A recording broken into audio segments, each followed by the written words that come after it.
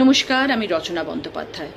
2026 বিধানসভা নির্বাচনে বিজয়ী প্রার্থীদের আমার অনেক অনেক শুভেচ্ছা, অভিনন্দন। গণতন্ত্রের লড়াইয়ে মানুষের রায়কে আমি সম্মান জানাই।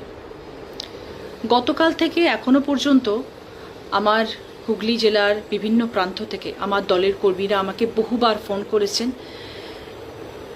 তাদের উপরে নির্মম অত্যাচার করা হচ্ছে, তাদের ঘর থেকে বার করে নিয়ে আসা হচ্ছে, তাদেরকে মারা হচ্ছে, তাদেরকে হুমকি দেওয়া হচ্ছে, তাদের অফিস ভাঙচুর করা হচ্ছে, তাদের অফিসের টেবিল চেয়ার সব রাস্তায় ফেলে দেওয়া হচ্ছে। তাদের এতদিনের সাজানো গোছানো অফিস, তাদের কত স্নেহ, কত ভালোবাসা,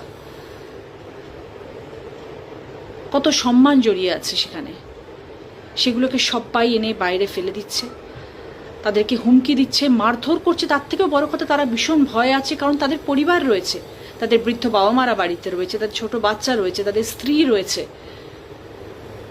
তারা নিজেদের প্রাণের সংশয় নিয়ে বেঁচে রয়েছে।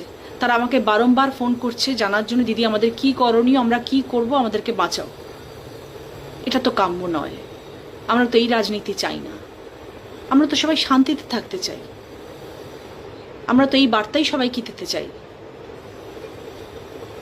সংগঠিত রাজনৈতিক দলে তো কর্মীরা শৃঙ্খলা মেনে থাকেন, তাহলে কেন এই ভাঙচুর, কেন এই মারামারি, কেন এই হিংসা, কেন প্রতিহিংসা, কেন এই বিশৃঙ্খলা করা হচ্ছে?